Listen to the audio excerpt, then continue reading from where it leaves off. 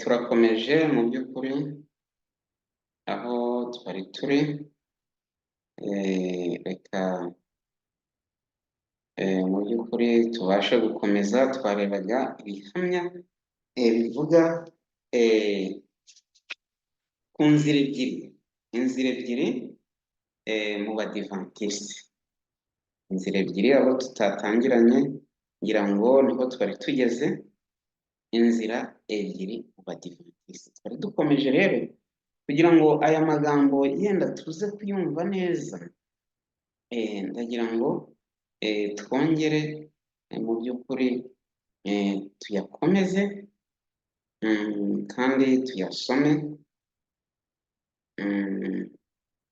Amagambo mu by'ukuri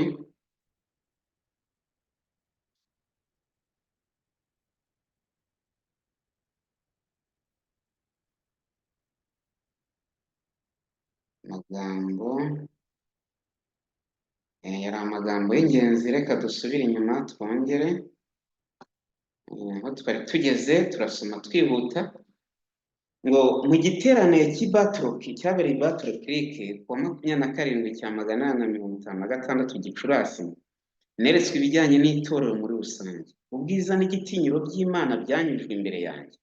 Marayika yaravuze ati, iteye ubwoba mu gitinyiro cyayo, ariko mwebwe ntimubimenye.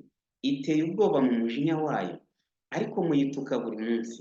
Munyure mu irembo rifunganye, kuko irembo ari rigari n'inzira ijyana abantu kurimbuka ari nini, kandi abayinyuramo ni benshi. Ariko irembo rifunganye n'inzira ijyana abantu ku bugingo iraruhije, kandi abayinyuramo ni bake. Iyi mihanda uko ari ibiri irahabanye, iranatandukanye, kandi igana mu byerekezo binyuranye. Umuganisha ku bugingo buhoraho, undi ukaganisha ku rupfu rw'iteka. Nabonye itandukaniro riri hagati y'iyo mihanda, ndetse mbona n'itandukaniro riri hagati y'amatsinda agenda muri iyo mihanda. Iyo mihanda irahabanye, umwe ni mugari kandi ukoze neza, naho undi urafunganye kandi urimo imikuku. Uko niko amatsinda yinyuramo nayo atandukanye mu mico, mu mibereho, mu myambarire no mu biganiro. Abagendera mu nzira ifunganye bagenda bavuga ku munezero n'ibyishimo bazagira ku iherezo ry'urugendo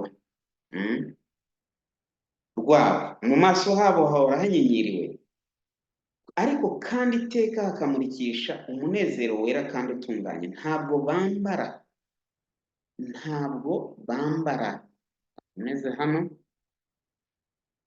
ntabwo bambara nk'abari mu itsinda ryo mu muhanda mugari, nta nubwo bavuga nkabo, habe no gukora nkabo. Bashyiriweho icyitegererezo. Wa mugabo w'umunyamibabaro wamenyereye intimba niwe wabafunguriye iyo nzira, ayinyuramo we ubwe. Abamukurikira bagira ikirenge mu cye, bityo bagakomezwa ndetse bagahabwa ibyishimo.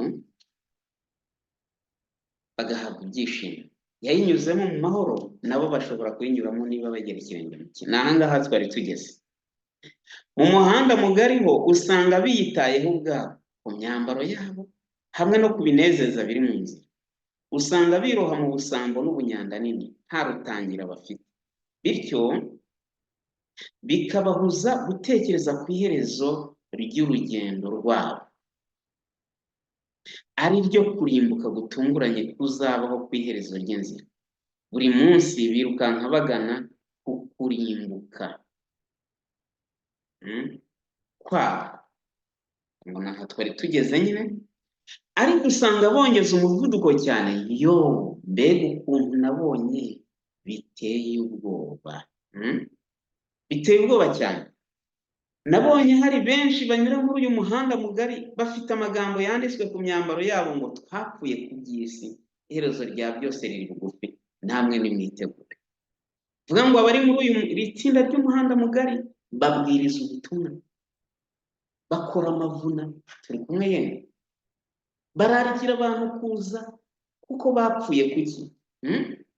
Bapfuye ku by'isi, niko bavuga. Mu by'ukuri basaga n'abandi basanzwe bari babakikije. Usibye igicu cy'agahinda narabuswe mu maso yabo.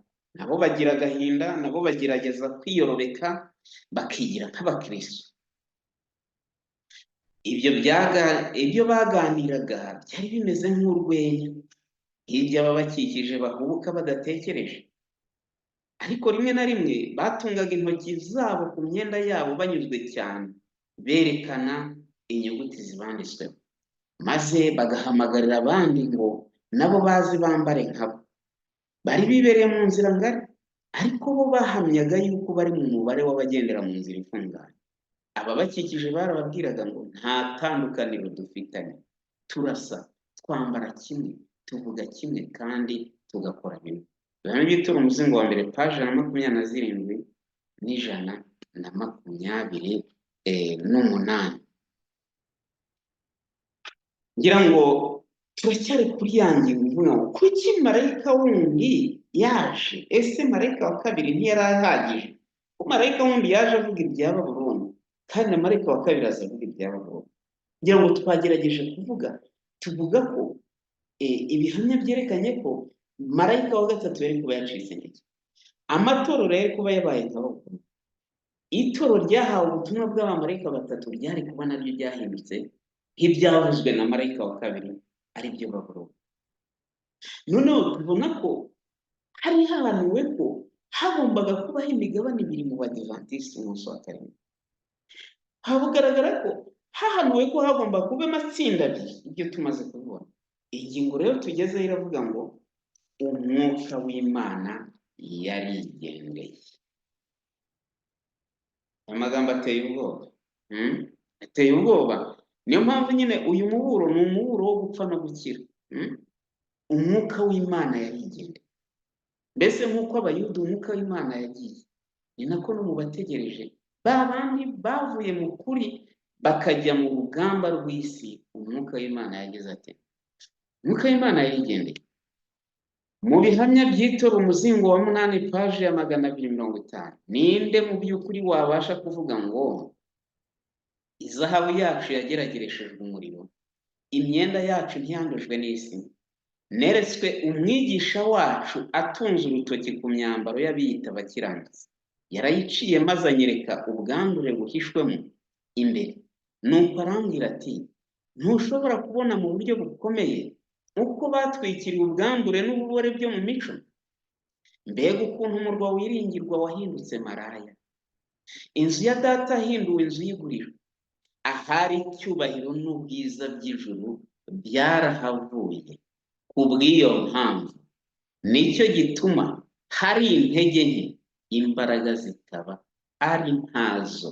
Ibihamya by'itoro umuzingo wa 8, paji 100.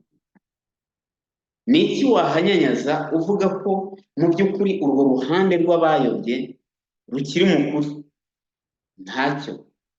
None niki rero kigomba kubaho nyuma yo kugaragaza ko hariho uruhande rw'abayobye? Hari umuhamagaro w'ivugurura. Sashimi, hari umuhamagaro w'ivugurura, the call for reformation, l'appel de la reformation. Umuhamagaro w'ivugurura,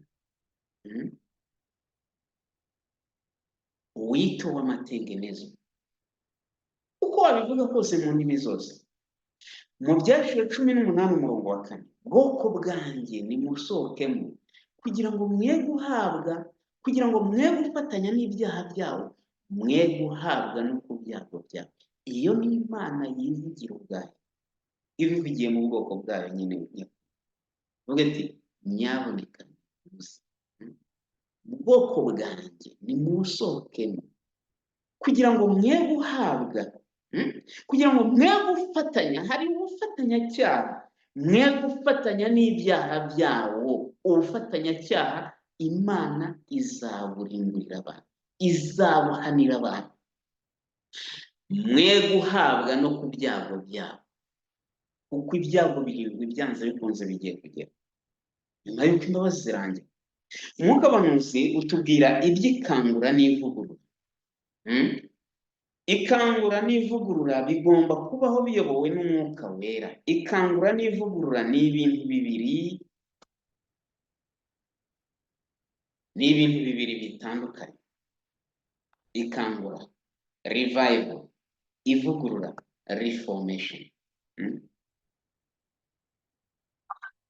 Ikangura risobanuye guhindurwa mushya mu bugingo bw'iby'umwuka, kwihutisha imbaraga z'intekerezo n'umutima, kuzuka ukava mu rupfu rw'iby'umwuka. Ivugurura ryo risobanuye kongera gushyiraho gahunda, guhinduka mu bitekerezo no mu nyigisho, akamenyero n'ibikorwa. Ivugurura ntabwo rizera imbuto nziza zo gukiranuka niba ridahujwe n'ikangura mu by'umwuka. Ikangura n'ivugurura bigomba gukora umurimo byagenewe, kandi muri uyu murimo bigomba guhurizwa hamwe. Ubwisone bwuza kwa 25 Gashyantare 1902. Niba rero hariho uruhande rwayobye, hariho ivugurura. Turi kumwe yemwe? Nibajye mu ruhande rutayobye, muri ya nzira ifunganye, iryo tsinda rirahari. Noneho rero mu by'ukuri hano hari akagingo kavuga ngo ivugurura si ugusenya. Iyi ngingo ibereyeho kugira ngo tumenye neza ivugurura icyo ari cyo, kuko hari abantu benshi bazaza biyita abavuguruye, hari abantu benshi bazaza biyita abagorozi, kuko ivugurura n'ubugorozi ni ikintu kimwe. Abantu benshi bazaza biyita abavuguruye. Rero ivugurura si ugusenya, si ugusenya. Yesaya 58:12, n'abazagukomokaho bazubaka amatongo ya kera yasenyutse, uzongera gushinga imfatiro zariho ku ngoma nyinshi, kandi uzitwa uwica ibyuho, kandi usibura inzira zijya mu muriro. Ivugurura rero si ugusenya. Nta mpinduka ikwiriye kubaho mu birango rusange by'umurimo wacu.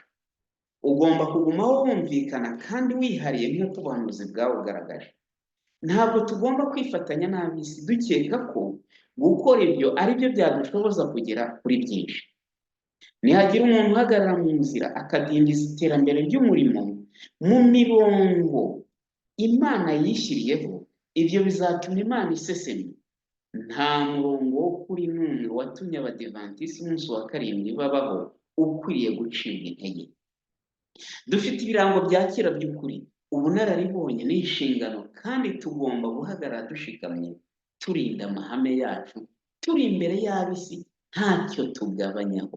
Ibihamya by'itora umuzingo wa 6 paji ya 17. Ndagira ngo ubu butumwa mbuhe abantu bita ko bashoreye amavugurura, ariko ni nawe yarabyeretswe, tuzanabireba ko yeretswe amavugurura menshi y'ibinyoma, yeretswe ariko n'ivugurura ry'ukuri, yeretswe ivugurura ry'ukuri, ariko ngo yereka n'andi mavugurura y'ibinyoma.